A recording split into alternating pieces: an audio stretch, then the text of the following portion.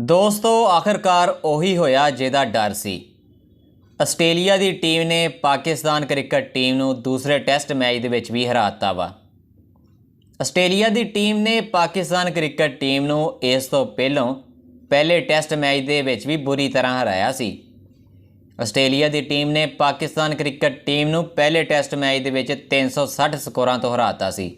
ਲੇਕਿਨ ਦੂਸਰੇ test match ਦੇ ਵਿੱਚ ਪਾਕਿਸਤਾਨ ਕ੍ਰਿਕਟ ਟੀਮ ਨੇ ਕਿਉਂਕਿ ਇਜ਼ਾਫੀ ਐਕਸਟਰਾ ਮੈਚ ਖੇਲਿਆ ਸੀ ਤੇ ਪਾਕਿਸਤਾਨ ਕ੍ਰਿਕਟ ਟੀਮ ਤੋਂ ਇਹ ਉਮੀਦ ਕੀਤੀ ਜਾਂਦੀ ਸੀ ਕਿ ਪਾਕਿਸਤਾਨ ਕ੍ਰਿਕਟ ਟੀਮ ਇਹ ਦੂਸਰਾ ਟੈਸਟ ਮੈਚ ਸ਼ਾਇਦ ਜਿੱਤ ਜਾਵੇ। ਲੇਕਿਨ ਦੋਸਤੋ ਸਾਰੀਆਂ ਉਮੀਦਾਂ ਤੇ ਪਾਣੀ ਫਿਰ ਗਿਆ ਵਾ। ਆਸਟ੍ਰੇਲੀਆ ਦੀ ਟੀਮ ਨੇ ਪਾਕਿਸਤਾਨ ਕ੍ਰਿਕਟ ਟੀਮ ਨੂੰ ਆਖਰਕਾਰ ਹਰਾਤਾ ਵਾ।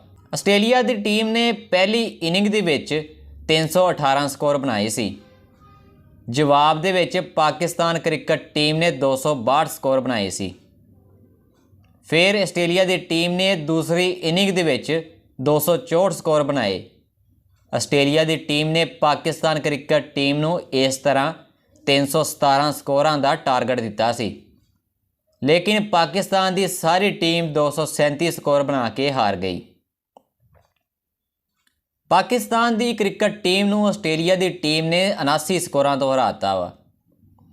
ਦੋਸਤੋ ਪਾਕਿਸਤਾਨ ਕ੍ਰਿਕਟ ਟੀਮ ਪਿਛਲੇ 26 ਸਾਲਾਂ ਤੋਂ ਕੋਈ ਵੀ ਟੈਸਟ ਸੀਰੀਜ਼ ਆਸਟ੍ਰੇਲੀਆ ਦੇ ਵਿੱਚ ਨਹੀਂ ਜਿੱਤ ਸਕੀ ਤੇ 3 ਮੈਚਾਂ ਦੀ ਇਹ ਟੈਸਟ ਸੀਰੀਜ਼ ਵੀ ਪਾਕਿਸਤਾਨ ਹਾਰ ਗਿਆ ਵਾ।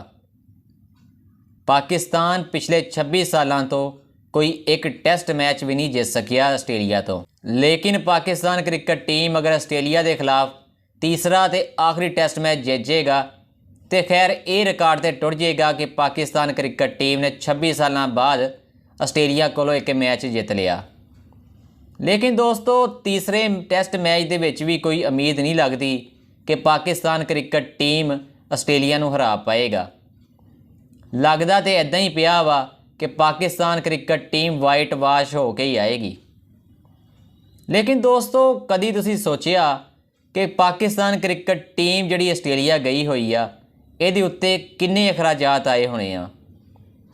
ਕਿਉਂਕਿ ਅਗਰ ਆਪਾਂ ਇੱਕ ਨੌਜਵਾਨ ਨੂੰ ਯੂਰਪ ਦੀ ਕਿਸੇ ਵੀ ਕੰਟਰੀ ਵਿੱਚ ਘੱਲਣਾ ਹੋਵੇ ਤੇ ਘੱਟੋ ਘੱਟ ਵੀ 40-50 ਲੱਖ ਰੁਪਈਆ ਲੱਗ ਜਾਂਦਾ ਵਾ। ਲੇਕਿਨ ਦੋਸਤੋ ਪਾਕਿਸਤਾਨ ਕ੍ਰਿਕਟ ਟੀਮ ਦੇ 11 ਖਿਲਾੜੀ, ਉਹਨਾਂ ਦੀਆਂ ਫੈਮਲੀਆਂ ਤੇ ਬੋਰਡ ਦੇ ਕੁਝ ਅਰਕਾਨ, ਕੋਚ, ਹੈੱਡ ਕੋਚ, ਇਸ ਤੋਂ ਇਲਾਵਾ ਹੋਰ ਵੀ ਕਈ ਇੱਦਾਂ ਦੇ ਲੋਕ ਜਿਹੜੇ ਪਾਕਿਸਤਾਨ ਕ੍ਰਿਕਟ ਟੀਮ ਦੇ ਨਾਲ ਦੌਰਾ ਆਸਟ੍ਰੇਲੀਆ ਤੇ ਗਏ ਹੋਏ ਆ। ਤੁਸੀਂ ਆਪ ਹਿਸਾਬ ਲਾ ਲਓ ਕਿ ਕਿੰਨਾ ਖਰਚਾ ਪਾਕਿਸਤਾਨ ਕ੍ਰਿਕਟ ਟੀਮ ਤੇ ਹੁੰਦਾ ਪਿਆ ਵਾ। ਲੇਕਿਨ ਪਾਕਿਸਤਾਨ ਕ੍ਰਿਕਟ ਟੀਮ ਦੀ ਇਸ ਬੁਰੀ ਪਰਫਾਰਮੈਂਸ ਦੀ ਵਜ੍ਹਾ ਤੋਂ ਬਹੁਤ ਜ਼ਿਆਦਾ ਨੁਕਸਾਨ ਹੋ ਰਿਹਾ ਮੁਲਕ ਨੂੰ। ਕਿਉਂਕਿ ਦੋਸਤੋ ਆਪਾਂ ਦੇ ਆਮ ਰੂਟੀਨ ਦੇ ਵਿੱਚ ਇਹੀ ਕਹਿੰਦੇ ਆ ਨਾ ਕਿ ਪਾਕਿਸਤਾਨ ਕ੍ਰਿਕਟ ਟੀਮ ਉਹ ਮੈਚ ਹਾਰ ਗਿਆ ਵਾ, ਪਾਕਿਸਤਾਨ ਨੇ ਉਹ ਮੈਚ ਖੇਲਿਆ ਉਹ ਵੀ ਹਾਰ ਗਿਆ।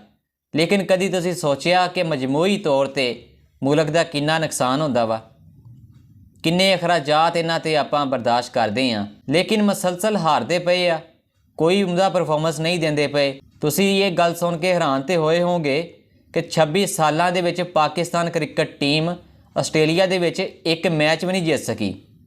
ਜਦੋਂ ਵੀ ਗਈ ਆ ਹਾਰ ਕੇ ਆਈ ਆ। ਲੇਕਿਨ ਦੋਸਤੋ ਪਾਕਿਸਤਾਨ ਕ੍ਰਿਕਟ ਟੀਮ ਦੀ ਇਸ ਬੁਰੀ ਪਰਫਾਰਮੈਂਸ ਦੀ ਵਜ੍ਹਾ ਤੋਂ ਸੋਸ਼ਲ ਮੀਡੀਆ ਤੇ ਤੂਫਾਨ ਬਰਪਾ ਹੋ ਗਿਆ ਵਾ। ਪਾਕਿਸਤਾਨ ਕ੍ਰਿਕਟ ਟੀਮ ਦੇ ਫੈਨਸ ਜਿਹੜੇ ਆ ਉਹ ਪਾਕਿਸਤਾਨ ਕ੍ਰਿਕਟ ਟੀਮ ਦੀ ਕਾਰਗਰਦਗੀ ਤੋਂ ਖੁਸ਼ ਨਹੀਂ ਆ। ਕਿਉਂਕਿ ਇਸ ਟਾਈਮ ਪਾਕਿਸਤਾਨ ਕ੍ਰਿਕਟ ਟੀਮ ਦੇ ਮਾਇਆਨਾਜ਼ ਬੱਲੇਬਾਜ਼ ਬਾਬਰ ਆਜ਼ਮ ਦਾ ਬੱਲਾ ਵੀ ਖਾਮੋਸ਼ ਆ। ਮੁਹੰਮਦ ਰਿਜ਼ਵਾਨ ਵੀ ਕੋਈ ਖਾਸ ਪਰਫਾਰਮੈਂਸ ਨਹੀਂ ਦੇ ਰਹੇ ਔਰ ਪਾਕਿਸਤਾਨ ਕ੍ਰਿਕਟ ਟੀਮ ਦੇ ਬੋਲਰ ਸ਼ਹੀਨ ਸ਼ਾਹ ਅਫਰੀਦੀ ਤੋਂ ਬਹੁਤ ਜ਼ਿਆਦਾ ਉਮੀਦਾਂ ਸੀ। ਲੇਕਿਨ ਆਸਟ੍ਰੇਲੀਆ ਦੀ ਸੀਰੀਜ਼ ਦੇ ਦੌਰਾਨ ਉਹ ਵੀ ਫਲਾਪ ਰਹੇ ਆ। ਦੋਸਤੋ ਖੈਰ ਪਾਕਿਸਤਾਨ ਤੇ ਆਸਟ੍ਰੇਲੀਆ ਦੇ ਦਰਮਿਆਨ ਆਖਰੀ ਟੈਸਟ ਮੈਚ ਬਾਕੀ ਆ। ਹੁਣ ਦੇਖਦੇ ਹਾਂ ਕਿ ਪਾਕਿਸਤਾਨ ਕ੍ਰਿਕਟ ਟੀਮ ਆਸਟ੍ਰੇਲੀਆ ਨੂੰ ਉਹ ਟੈਸਟ ਮੈਚ ਹਰਾ ਪਾਉਂਦੀ ਆ ਜਾਂ ਨਹੀਂ।